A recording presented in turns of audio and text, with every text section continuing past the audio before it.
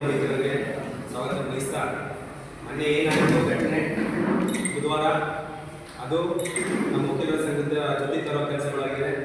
ಏಕೆಂದರೆ ಅವರೇ ನಮ್ಮ ಬಾರ್ನ ಮೆಮೊರಿ ಎಲ್ಲ ನೀವು ಕೇಸ್ಗಳಲ್ಲಿ ಕೊಟ್ಬಿಟ್ಟು ಕೆಲಸಗಳು ಮಾಡ್ತಾಯಿದ್ರು. ಅದು ನಮ್ಮ ಗಮನಕ್ಕೆ ಬಂದಿತ್ತು. ಜೂನಿಯರ್ಸ್ಗಾಗಲಿ ಸೀನಿಯರ್ಸ್ಗಾಗಲಿ ಎಲ್ಲರೂ ಕಂಪ್ಲೇಂಟ್ ಆಗಿತ್ತು. ಇದ್ರ ಮೇಲೆ ನಮಗೆ ಸ್ಟೇಷನ್ ಎಲ್ಲ ಮಾಹಿತಿಗಳು ಕೊಟ್ಟಿದ್ದು. ಆದರೂ ಅವರು ಮುಂದುವರೆದು ನಮ್ಮ ವಕೀಲರ ಸಂಘದ ಮೇಲೆ ಈ ಆರೋಪ ಮಾಡಿದ್ದಾರೆ. ಅದೇನು ನಡೆದಿದೆ ಅದು ಲೈಂಗಿಕತೆ ಕೂಡಿಲ್ಲ ಅಂತ ನಾನು ಉಪಾಧ್ಯಕ್ಷರಿಗೆ ಹೇಳ್ತೀನಿ. ಹಾಗೂ ಏನು ಪತ್ರಿಕಾ ಮಾಧ್ಯಮದ ಮೇಲೆ ಏನು ಅರ್ಥಾಗ್ತಾ ಇದೆ ಅದು ನಮ್ಮ ವಕೀಲರ ಸಂಘಕ್ಕೆ ಚುಟ್ಟಿ ಬರುವಂಥ ವಿಚಾರ ಅಂತ ಹೇಳ್ತೀನಿ. ಏಕೆಂದರೆ ಅವನ ಬಗ್ಗೆ ಪಬ್ಲಿಕ್ಸ್ಗಾಗಲಿ ಅಡ್ವೊಕೇಟ್ಸ್ಗಾಗಲಿ ಅವ್ನಿಗೆ ಯಾವುದೇ ಗೌರವ ಇಲ್ಲ. ಆದರೂ ನಾವು ಅವನ್ನ ಭಾರತ ವಿಭಾಗವನ್ನು ಮಾಡ್ಕೊಂಡಿಲ್ಲ. ಆದರೂ ನಮ್ಮ ವಕೀಲರ ಸಂಘದಿಂದ ನೋಡಿ ಪ್ರೋತ್ಸಾಹ ಕೊಟ್ಟಿಲ್ಲ. ಇದರಲ್ಲಿ ನಮ್ಮ ಅಧ್ಯಕ್ಷರು ಅವ್ರ ವಿಚಾರ ಕೇಳಕ್ಕೆ ಹೋದಾಗ ಯಾಕೆ ಮಾಡ್ತೀವಿ ಅಂತ ಕೇಳಕ್ಕೆ ಹೋದಾಗ ಅವನೇ ಈ ಸೃಷ್ಟಿ ಮಾಡಿಕೊಂಡು ಸುಳ್ಳು FIR ಮಾಡಿದ್ದಾರೆ. ನಾವು ಯಾವಾಗ FIR ಮಾಡ್ದೋ ಅದಕ್ಕೆ ಕೌಂಟರ್ ಆಗಿ ಅವನು ಒಂದು FIR ಸಹ ಮಾಡಿದ್ದಾರೆ. ಇದು ನಮ್ಮ ವಕೀಲ ಸಂಘಕ್ಕೆ ಚ್ಯುತಿ ಬರೋ ಕೆಲಸ ಅಂತ ಮಾಡಿದ್ದಾರೆ. ಹಾಗೂ ಏನೇನು ಕೋರ್ಟ್ ಕೆಲಸ ಮಾಡಿದ್ದಾರೆ ಅಂತ ಒಂದು ಕೆಲವು ದಾಖಲಾತಿಗಳಿದೆ. ನಮ್ಮ ಹಿರಿಯ ವಕೀಲರು ಸಮಿತಿಯಾದ ಪಟ್ಟಣವರು ಸೇರಿದ ವಕೀಲರುಗಳು ಅವ್ರ ಬಗ್ಗೆ ಹೆಚ್ಚಿನ ಮಾಹಿತಿ ನೀಡ್ಕೊಳ್ತಾರೆ ಅಂತೇಳಿ ಮಾತಾಡ್ತಾರೆ. ಮಾಧ್ಯಮದವರಿಗೆ ಈ ದಿನ ಒಂದು ಸುತ್ತ ಏನು ನಮ್ಮ ಸಂಘದ ಸದಸ್ಯನಲ್ಲದ ಒಬ್ಬ ವಕೀಲನಾಗಿರ್ತಕ್ಕಂಥ ಬೋರೇಗೌಡ ಏನು ಮೊನ್ನೆ ಗಲಾಟೆಗೆ ಕಾರಣಕರ್ತನಾಗಿರೋನು, ಅವನ ಮೇಲೆ ಸಾಕಷ್ಟು ಅಂತ ಅಂದರೆ ಸೊ ಅದನ್ನು ರುಜುವಾತುಪಡಿಸಲಿಕ್ಕೆ ಸಾಧ್ಯ ಆಗದಷ್ಟು ಎಲ್ಲ ವಕೀಲರ ಮೇಲೂ ಕೂಡ ಒಂದು ಆರೋಪ ಇರ್ತಕ್ಕಂಥದ್ದು. ಯಾಕೆಂತಂದರೆ ನಮಗೆ ಕರ್ನಾಟಕ ರಾಜ್ಯ ವಕೀಲರ ಪರಿಷತ್ತಿನಲ್ಲಿ ಸದಸ್ಯರಾಗಿರೋದು ಬಿಟ್ಟರೆ ನಮ್ಮ ವಕೀಲ ಸಂಘದಲ್ಲಿ ಯಾವುದೇ ಕಾರಣಕ್ಕೂ ಅವನಿಗೆ ಸದಸ್ಯತ್ವ ಕೊಟ್ಟಿಲ್ಲ. ಕಾರಣ ಇಷ್ಟೇ, ಅಮಾಯಕರನ್ನ ಬಲಿಪಶು ಮಾಡ್ತಕ್ಕಂಥದ್ದು. ಅಮಾಯಕರನ್ನ ಯಾವ ರೀತಿ ಬಲಿಪಶು ಮಾಡ್ತಕ್ಕಂಥದ್ದು ಅಂತ ಅಂದರೆ ಸುಳ್ಳು ಮಾಹಿತಿಗಳನ್ನ ಹೇಳ್ತಕ್ಕಂಥದ್ದು. ಅವನಿಗೆ ಆ ಸುಳ್ಳು ಮಾಹಿತಿಗಳ ಅನ್ವಯದಿಂದ ಈ ವಕೀಲ ವೃತ್ತಿಗೆ ಕೋಟ್ ಹಾಕೊಂಡು ಒಂದು ಸಾಮಾಜಿಕ ನ್ಯಾಯ ಕೊಡಿಸ್ತಕ್ಕಂತಹ ಬಡವರ ಪರ ಹೋರಾಟ ಮಾಡ್ತಕ್ಕಂಥ ಈ ವೃತ್ತಿಗೆ ಎಷ್ಟು ಚ್ಯುತಿ ಬರೋ ರೀತಿ ನಡ್ಕೊತಾನೆ ಅನ್ನೋದಕ್ಕೆ ಸಾಕಷ್ಟು ದಾಖಲೆಗಳಿವೆ. ಅವನ ಹತ್ರ 4 ಸ್ಕೂಟ್ರ್ಗಳಿವೆ. ಅವನ ಹೆಂಡತಿ ಹೆಸರಲ್ಲಿ 1 ಸ್ಕೂಟ್ರು, ಅವನ ಹೆಸರಲ್ಲಿ 2 ಸ್ಕೂಟ್ರು, ಅವನ ಮಾವನ ಹೆಸರಿನಲ್ಲಿ 1 ಸ್ಕೂಟ್ರ್ ಇದೆ. ಸುಮ್ಮನೆ ಉದ್ದೇಶಪೂರ್ವಕವಾಗಿ ಯಾವುದೂ ಇಲ್ಲದೆ ಇರತಕ್ಕಂತಹ ಪೊಲೀಸರನ್ನ ಸರಿಕ್ ಮಾಡಿಕೊಂಡು ಅವನೇ ಅರ್ಜಿದಾರನೂ ಕೂಡ ಹೌದು, ಎದುರುದಾರನೂ ಕೂಡ ಹೌದು. ಇಂತಹ ದಾಖಲಾತಿಗಳನ್ನ ಸೃಷ್ಟಿ ಮಾಡ್ಕೊಂಡು ಸುಳ್ಳು ಕೇಸ್ಗಳನ್ನ ಹಾಕ್ತಕ್ಕಂಥದ್ದು.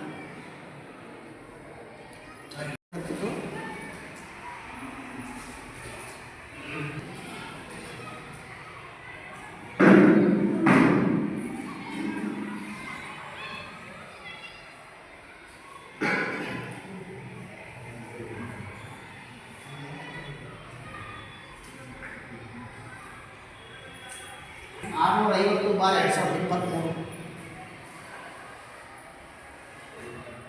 ಪೊಲೀಸ್ನವ್ರ ಜೊತೆ ಶರೀಕ್ ಆಗ್ತಕ್ಕಂಥದ್ದು. ಆ NBC ಅರ್ಜಿದಾರನೂ ಕೂಡ ಅವನೇ, ಬೋರೇಗೌಡಕ್ಕೆ ಎದುರುದಾರನೂ ಕೂಡ ಅವನೇ. ಇದು ಒಬ್ಬ ವಕೀಲ ವೃತ್ತಿ ಮಾಡೋರಿಗೆ ಅವಮಾನ ಅಲ್ಲ ಹೇಳಿ, ಅವಮಾನ ಅಲ್ಲ. ಇದನ್ನು ಪ್ರಶ್ನೆ ಮಾಡಕ್ಕೆ ಹೋದರೆ ನಮ್ಮ ಸಂಘದ ಸದಸ್ಯ ಅಲ್ಲ, ನಮ್ಮ ಸಂಘದ ಸದಸ್ಯ ಅಲ್ಲ. ಇವನ ಮೇಲೆ ಈ ಥರದ ಪ್ರಕರಣಗಳನ್ನ 100 ಪ್ರಕರಣಗಳನ್ನ ಸೃಷ್ಟಿ ಮಾಡ್ತಾರೆ. ಜೊತೆಗೆ ಕರ್ನಾಟಕ ರಾಜ್ಯ ವಿಧಾನಸಭಾ ಪೊಲೀಸ್ನವರು ಇವನ ಮೇಲೆ 420 ಕೇಸು ಅಂದರೆ 420 ಕೇಸನ್ನು 18 ಕೇಸು FIR ವಿಚಾರಣೆ ನಡೀತಾ ಇದೆ. ಸುಮಾರು 6 ತಿಂಗಳು ಈತ ಜೈಲಲ್ಲಿದ್ದಾನೆ. ಇದು ವಕೀಲ ವೃತ್ತಿಗೆ ಅವಮಾನ ಅಲ್ಲ? ವಕೀಲ ವೃತ್ತಿಗೆ ಇದು ಅವಮಾನ. ಆರೋಪ ನಿರಾಧಾರಗಳು ಅವರು ದಾಖಲೆ ಆಧಾರದ ಮೇಲೆ ಮಾಡಲಿ, ಅವರು ದಾಖಲೆ ಆಧಾರದ ಮೇಲೆ ಅವರು ಆರೋಪ ಸಾಬೀತುಪಡಿಸಲಿ, ನಾವು ರೆಡಿ ಇದ್ವಿ.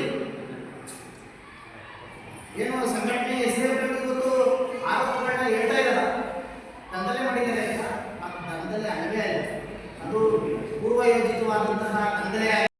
ಚೌಡನಹಳ್ಳಿಯ ಒಬ್ಬ ಶೆಟ್ಟಿ ಅಂತ DC ಕೋರ್ಟ್ದ ಕೇಸ್ಗೆ ಆತ ಸುಮಾರು 7.5 ಲಕ್ಷ ಫೀಸ್ ಇಸ್ಕೊಂಡಿದ್ದಾನೆ. 7.5 ಲಕ್ಷ.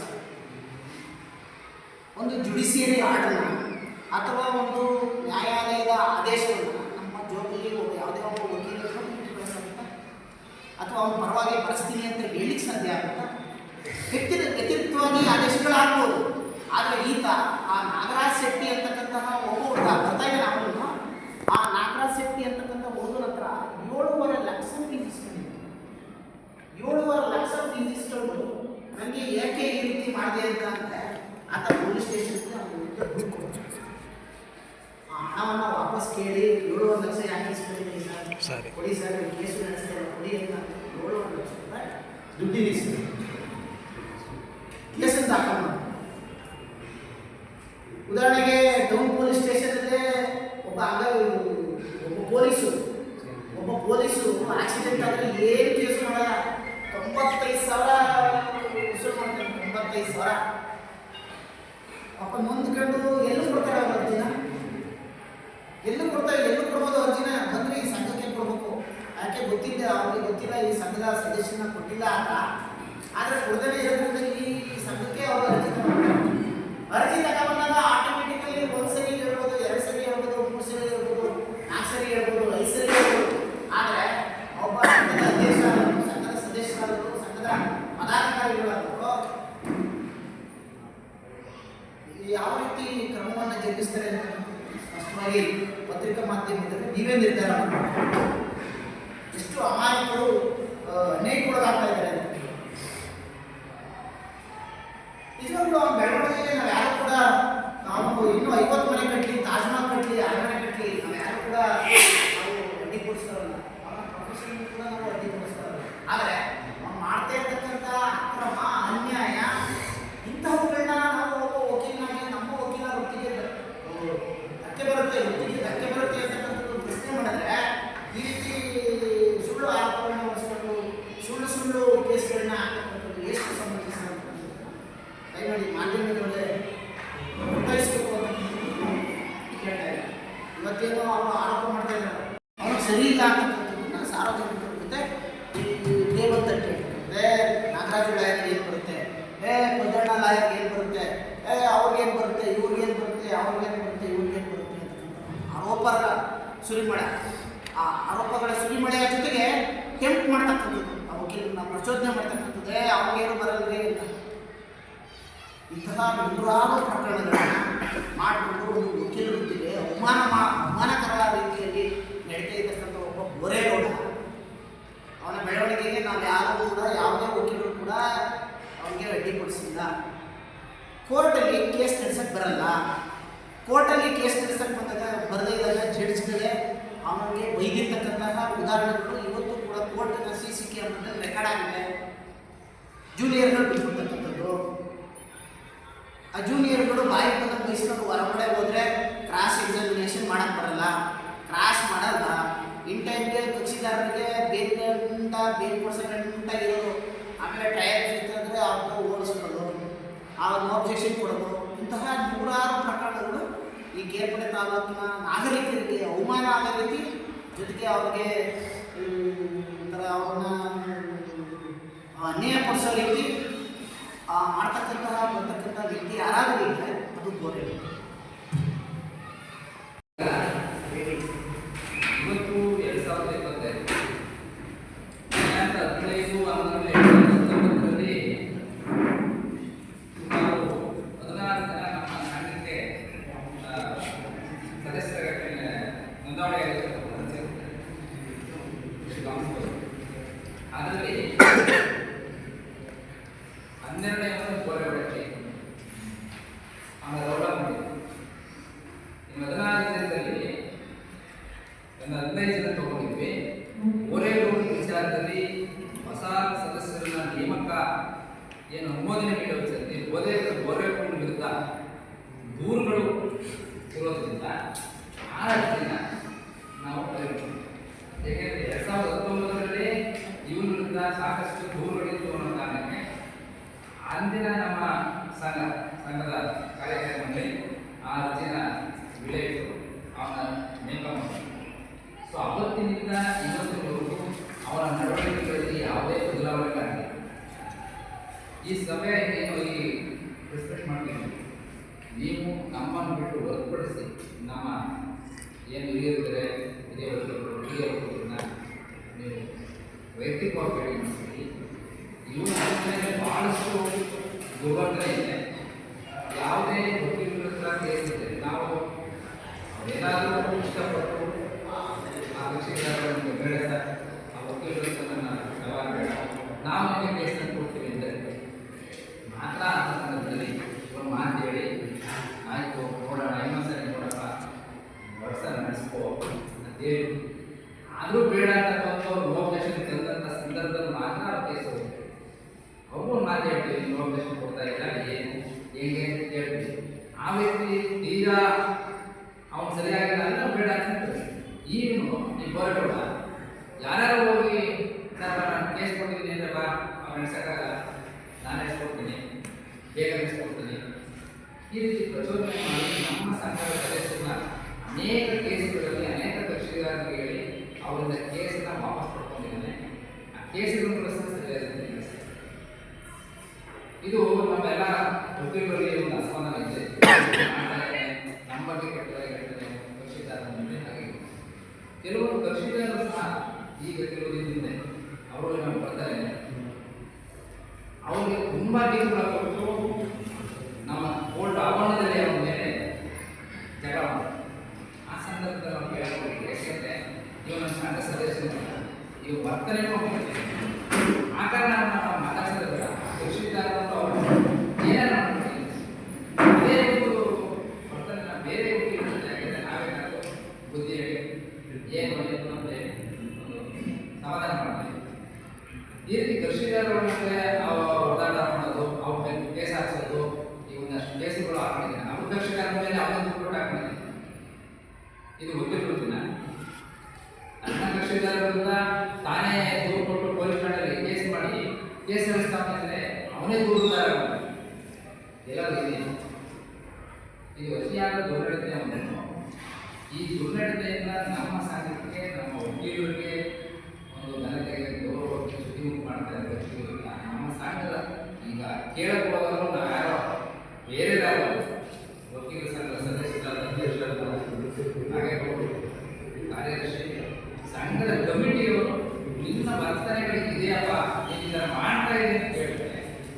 ಇವರು ಅವ್ರ ಮೇಲೆ ಹೋಗ್ಕೊಡ್ತಾನೆ ಇದೆ, ಅವ್ರ ಮೇಲೆ ಅಲ್ಲ ಮಾಡಿ ಅದ್ರ ಜೊತೆಗೆ ಏನೋ ಘಟನೆ ಅಂತಂದರೆ ಬೇರೆ ಹಿರಿಯ ಸದಸ್ಯರಿದ್ದು ಅವ್ರ ಜೊತೆ ಆ ಸರ್ಕಾರಿ ಆಸ್ಪತ್ರೆಗೆ ಹೋಗಿ ಟ್ರೀಟ್ಮೆಂಟ್ ಕೊಡಿಸ್ತಾ ಇದ್ದೀವಿ.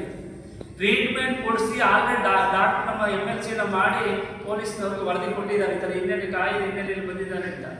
ಆ ನಂತರ ನಾವು ಹೋಗಿ ಟ್ರೀಟ್ಮೆಂಟ್ ತಗೊಂಡ ನಂತರ ಈ ವ್ಯಕ್ತಿ ಆಸ್ಪತ್ರೆಗೆ ಬಂದ.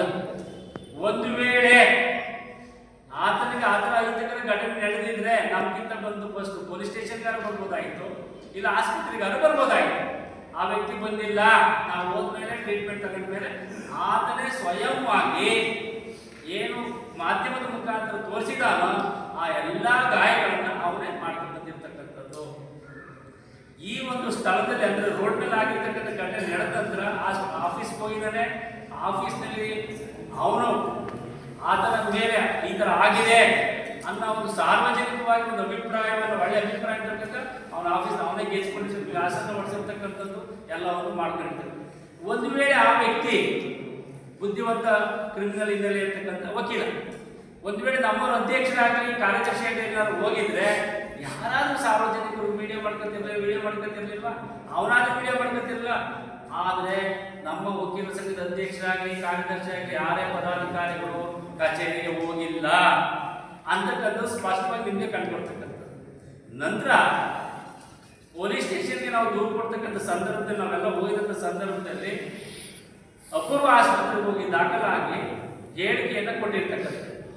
ಅಂದರೆ ಇವರ ಉದ್ದೇಶ ಇಷ್ಟೇ, ನಾನು ಈ ಸಂದರ್ಭದಲ್ಲಿ ಎಸ್ಕೇಪ್ ಆಗಬೇಕು, ಈ ಘಟನೆಯಿಂದ ಹೊರಗಡೆ ಬರಬೇಕು ಅಂತಕ್ಕಂಥದ್ದು ಏನಿದೆಯೋ ಆ ಎಲ್ಲ ಮಾಡಲಿಕ್ಕೆ ಬೇಕಾದಂಥ ಸ್ವಯಂವಾಗಿ ಸಾಕ್ಷ್ಯಗಳನ್ನು ಸಂಗ್ರಹಿಸ್ತಕ್ಕಂಥ ಪ್ರಯತ್ನವನ್ನು ಮಾಡಿರ್ತಕ್ಕಂಥ ಸ್ಪಷ್ಟವಾಗಿ ಕಾಣ್ಬರ್ತಕ್ಕಂಥದ್ದು. ನಂತರ ನಾನು ಹೇಳೋದಿಷ್ಟೇ ಮಾಧ್ಯಮ ಮಿತ್ರರಿಗೆ, ಒಬ್ಬ ವ್ಯಕ್ತಿಗೆ ತಕ್ಷಣ ಏಟು ಬಿದ್ದ ತಕ್ಷಣ ಆತನನ್ನು ಯಾರಾದ್ರೂ ಕರ್ಕೊಂಡು ಹೋದ್ರೆ ಫಸ್ಟ್ ಬರಬೇಕು ಆಸ್ಪತ್ರೆಗೆ, ಇಲ್ಲ ಪೊಲೀಸ್ ಸ್ಟೇಷನ್ಗೆ ಹೋಗಬೇಕು. ಆ ಪ್ರಯತ್ನ ಆಗಿದೆ ಇಲ್ಲ. ಅಂದ್ರೆ ಪದೇ ಪದೇ ಈತನ ವ್ಯಕ್ತಿ ನಡವಳಿಕೆ ಮೊನ್ನೆ ನಮ್ಮ ಪದ ಹಿರಿಯರು ಹೇಳಿದ್ರು, ನಾವು ಆ ಪದಗಳನ್ನು ಬಳಸಬಾರ್ದು ಮಾಧ್ಯಮಿಸಬೇಕು. ಯಾಕೆಂದ್ರೆ ನಮ್ಮ ಕೋರ್ಟ್ ಪ್ರೊಮಿಸಸ್ ಅಲ್ಲಿ ಒಬ್ಬ ಕಕ್ಷಿದಾರ ಬಂದು ನೀನು ಮಾಡಿರ್ತಕ್ಕಂಥ ಕೆಲಸ ಸರಿಯಲ್ಲ, ಈ ಹಣದ ವಿಚಾರದಲ್ಲಿ ಇರ್ತಕ್ಕಂಥದ್ದನ್ನ ಘಟನೆ ಮಾಡಿ ಹೊಡೆದಿರ್ತಕ್ಕಂಥ ಏನಾದರೂ ನಮ್ಮ ಕೋರ್ಟ್ ಪ್ರೊಮಿಸಸ್ ಅಲ್ಲಿ ನಡೆದಿದೆ ಅಂದರೆ ಓರೈಗಳು ಮಾತ್ರ ಆಗಿರ್ತಕ್ಕಂಥ 153 ಜನ ಮೆಂಬರ್ಶಿಪ್ ಇದ್ದಾರೆ, 180 ಜನ ವಕೀಲರು ವೃತ್ತಿ ಮಾಡ್ತಾ ಇದ್ದಾರೆ ಅಂತ ವ್ಯಕ್ತಿ ಹೊರತುಪಡಿಸಿ ಯಾರು ಆದ ಸಂದರ್ಭ ಇಲ್ಲಿ ಉಂಟಾಗಿಲ್ಲ. ಅಂದ್ರೆ ಆತನ ಹಿನ್ನೆಲೆಯಲ್ಲಿ ಸಂಘದ ಗೌರವಾನ್ವಿತ ಪ್ರಶಾಂತ್ ಕುಮಾರ್ ಅಂತ ಹೇಳಿ 3ನೇ ತಾರೀಕು ನಿಧನ ಹೊಂದರು. ಅವರ ಕ್ರಿಮೇಷನ್ಗೆ ಸಂದರ್ಭದಲ್ಲಿ ನಾವು ಹೋಗಿದ್ದು, ವಕೀಲರ ಸಂಘದ ಅಧ್ಯಕ್ಷರು ಕಾರ್ಯದರ್ಶಿಗಳು ಎಲ್ಲ ಹೋಗಿದ್ರು. ಆನಂತರ ಬರ್ತಾ ಇರ್ತಕ್ಕಂಥ ಸಂದರ್ಭದಲ್ಲಿ ಈತನ ವ್ಯಕ್ತಿಗೆ ಸಂಬಂಧಪಟ್ಟಂತೆ ಯಾವುದೋ ಒಂದು ಸಾರ್ವಜನಿಕವಾದ ಮಾಹಿತಿ ಬಂದಿದೆ, ಈ ಥರ ಮಾಡ್ತಾ ಇದ್ದಾನೆ, ಕಮಿಷನ್ ಕೊಡಿ, ಕಮಿಷನ್ ಕೊಡ್ತೀನಿ, ಈ ಕೇಸನ್ನು ನಮ್ಗೆ ಕೊಡಿಸಿ, ಈ ಥರ ಮಾಡಿ ನಮ್ಗೆ ಅವಕಾಶ ಮಾಡಿಕೊಡಿ ಅಂತಕ್ಕಂಥದ್ದು ವಿಚಾರ ಬಂದ ತಕ್ಷಣ ಇದು ಸರಿಯಲ್ಲ ಅಂತಕ್ಕಂಥದ್ದು ಪಬ್ಲಿಕ್ ರಸ್ತೆಯಲ್ಲಿ ನಿಂತ್ಕೊಂಡಂಥ ಸಂದರ್ಭದಲ್ಲಿ ಆತನೇ ಪ್ರವೋಕ್ ಮಾಡಿ ಏನು ಮಾಡ್ತೀರಿ, ಏನು ತಿಳ್ಕೊತೀರಿ, ನೀನು ಅಧ್ಯಕ್ಷ ಅಂದ್ರೆ ಯಾವ ಲೆಕ್ಕ, ನೀನು ಕಾರ್ಯದರ್ಶಿ ಅಂದ್ರೆ ಯಾವ ಲೆಕ್ಕ, ನೀನು ಖಜಾಂಚಿ ಅಂದ್ರೆ ಯಾವ ಲೆಕ್ಕ, ನಾನು ಇಂಥ ಕೇಸಲ್ಲಿ ಭಾಳ ಹಿನ್ನೆಲೆಯಲ್ಲಿ ಬಂದಿರ್ತಕ್ಕಂಥ ನಾನು ಏನು ಯಾರು ಕೇರ್ ಮಾಡೋಣ ಅಂತಕ್ಕಂಥ ವಿಚಾರ ಪ್ರಸ್ತಾಪ ಮಾಡಿದ ನಂತರ ಆತನೇ ನಮ್ಮ ವಕೀಲರ ಮೇಲೆ, ನಮ್ಮ ಅಧ್ಯಕ್ಷರ ಮೇಲೆ, ಕಾರ್ಯದರ್ಶಿ ಮೇಲೆ ಮತ್ತು ನಮ್ಮ ಖಜಾಂಚಿಯವರ ಮೇಲೆ ಅವನೇ ಪ್ರವೋಕ್ ಮಾಡಿ ಅಲ್ಲೇನು ಮಾಡಿರ್ತಕ್ಕಂಥ ಸಂಬಂಧಪಟ್ಟಂಥ ಫೋಟೋಗಳು ಕೂಡ ಇದೆ. ಈ ಘಟನೆಯಿಂದ ನಾವು ಟ್ರೀಟ್ಮೆಂಟ್ಗೆ ಅಂತ ಹೇಳಿ ನಮ್ಮ ಪದಣ್ಣವರು, ನಾನು, ಪ್ರಶಾಂತ್ ನಮ್ಮ ಹಿನ್ನೆಲೆ ವಿಚಾರವನ್ನ ಪ್ರಮುಖವಾಗಿ ತಿಳ್ಕೊಳ್ದೇನೆ ಮಾಧ್ಯಮಗಳ ಮುಖಾಂತರ ಸಂಘದ ಬಗ್ಗೆ ಆತ ಹೇಳ್ತಕ್ಕಂಥ ವಿಚಾರಗಳನ್ನ ಬಿತ್ತರಿಸ್ತಾ ಇರ್ತಕ್ಕಂಥದ್ದು ನನ್ನ ಅಭಿಪ್ರಾಯದಲ್ಲಿ, ನನ್ನ ವೈಯಕ್ತಿಕ ಅಭಿಪ್ರಾಯದಲ್ಲಿ ಸರಿಯಲ್ಲ ಅಂತಕ್ಕಂಥದ್ದು. ಯಾಕೆಂದ್ರೆ ಇವತ್ತು ಬೆಳಗ್ಗೆಯಿಂದ ಎಲ್ಲ ನಾವು ಈ ಪ್ರೆಸ್ ಮೀಟ್ ಮಾಡಬಾರ್ದು, ನಮ್ಮ ಸಂಘದ ವಿಚಾರದಲ್ಲಿ ಬರಬಾರ್ದು ಅಂತಕ್ಕಂಥದ್ದು ನಮ್ಮ ಚರ್ಚೆಗಳು ಮಾಡ್ತಾ ಇದ್ದಾರೆ. ಪ್ರೆಸ್ ಮೀಟ್ ಮಾಡಿದ ನಂತರ ಆತನಿಗೆ ಏನಾದರೂ ನೋವಾಗಿದ್ರೆ, ಆತನ ಅಕ್ಕಿಗೆ ಚ್ಯುತಿ ಆಗಿದ್ರೆ, ಅವನ ವೃತ್ತಿಗೆ ಸಂಬಂಧ ಧಕ್ಕೆ ಆಗಿದ್ರೆ ನಮ್ಮ ಸಂಘದ ಒಂದು ಸದಸ್ಯರು ಪಡೆದ ಭಾಳ ರಿಕ್ವೆಸ್ಟ್ ಕೊಟ್ಟು ನನಗೆ ಈ ಥರ ಅನ್ಯಾಯ ಆಗಿದೆ ಅಂತ ಕೇಳ್ತಕ್ಕಂಥ ಪ್ರಯತ್ನ ನಾವು ಮಾಡ್ಬೋದಾಯ್ತು. ಆ ಪ್ರಯತ್ನಕ್ಕೆ ಹೋಗಲಿಲ್ಲ. ಸಾರ್ವಜನಿಕರು ಕರ್ಕೊಬಂದ, ಬೇಕಾದಂತಕ್ಕಂಥ ವ್ಯಕ್ತಿಗಳನ್ನ ಕರ್ಕೊಬಂದ, ಪ್ರೆಸ್ ಮೀಟ್ ಮಾಡ್ದ, ಅವರಿಂದ ಏನು ಅವನ ಅಭಿಪ್ರಾಯಕ್ಕೆ ಯಾವ ವಿಚಾರಗಳು ಬೇಕೋ ಆ ವಿಚಾರವನ್ನು ತೆಗೆದುಕೊಳ್ತಕ್ಕಂಥ ಪ್ರಯತ್ನವನ್ನು ಬೋರೇಗೌಡ ಮಾಡಿರ್ತಕ್ಕಂಥ ಸ್ಪಷ್ಟ ಕಾಣ್ಬರ್ತಕ್ಕಂಥ. ಯಾಕೆಂದ್ರೆ ಬೆಂಗಳೂರಿನಲ್ಲಿ ಇದ್ದಂಥ ವ್ಯಕ್ತಿ, ವೃತ್ತಿಯನ್ನು ಮಾಡಿರ್ತಕ್ಕಂಥ ವ್ಯಕ್ತಿ ಹಲವಾರು ಪ್ರಕರಣಗಳಲ್ಲಿ ಕ್ರಿಮಿನಲ್ ಕೇಸ್ ಹೋಗಿ ಜೈಲಿಗೆ ಬಂದಿರತಕ್ಕಂಥದ್ದು FIR ಕೂಡ ದಾಖಲಾಗಿರ್ತಕ್ಕಂಥದ್ದು. ನಾವು ದೂರು ಕೊಟ್ಟಂಥ ಸಂದರ್ಭದಲ್ಲೂ ಕೂಡ ಆ ಪ್ರಕರಣಗಳ ಸಂಖ್ಯೆಯನ್ನು ನಮೂದು ಮಾಡಿದ್ದೀವಿ. ತಾವು ನಂಬರನ್ನು ಪಡ್ಕೊಳ್ಳೋದಾದ್ರೆ ಬೆಂಗಳೂರಿನಲ್ಲಿ ಇರ್ತಕ್ಕಂಥ ಹೇಳಿದ್ರೆ 6987/2017, 6981/2017, 6980/2017, 6980/2017, 6979/2017, 6979/2017, 6978/2017, 6985/2017, 6987/2017, 6878/2017, 6977/2017. ಈ ಪ್ರಕರಣಗಳು ಅಲ್ಲದೆ ಇನ್ನೂ ಹಲವಾರು ಪ್ರಕರಣಗಳು ಆತನ ಮೇಲೆ ದಾಖಲಾಗಿರ್ತಕ್ಕಂಥ. ಇಂಥ ಕ್ರಿಮಿನಲ್ ಹಿನ್ನೆಲೆಯಿಂದ ವೃತ್ತಿಯನ್ನು ಮಾಡ್ತಾ ಇರ್ತಕ್ಕಂಥ ವ್ಯಕ್ತಿಗೆ ನಾವು ಸಾರ್ವಜನಿಕವಾಗಿ ಸೇವೆಯನ್ನು ಮಾಡ್ತಕ್ಕಂಥ ವಕೀಲರ ಸಂಘ ಆತನ ಬೆಂಬಲಕ್ಕೆ ನಿಲ್ಲಕ್ಕೆ ಸಾಧ್ಯ ಇದೆಯಾ? ಒಂದು ವೇಳೆ ಆತ ಕಾನೂನುಬದ್ಧವಾಗಿ ತನ್ನ ವೃತ್ತಿಯನ್ನೇ ಸೇವೆಯನ್ನು ಮಾಡಿದಂಥ ಒಂದು ವೃತ್ತಿಯನ್ನು ಮೈಗೂಡಿಸ್ಕೊಂಡಿದ್ರೆ ನಾವು ಅವ್ರ ಪರ ನಿಲ್ಬೋದಾಗಿತ್ತು. ಆದರೆ ಆ ವ್ಯಕ್ತಿ ಕ್ರಿಮಿನಲ್ ಹಿನ್ನೆಲೆಯಿಂದ ವೃತ್ತಿಯನ್ನ ಮಾಡ್ತಾ ಇರ್ತಕ್ಕಂಥ ವ್ಯಕ್ತಿ. ನಂತರ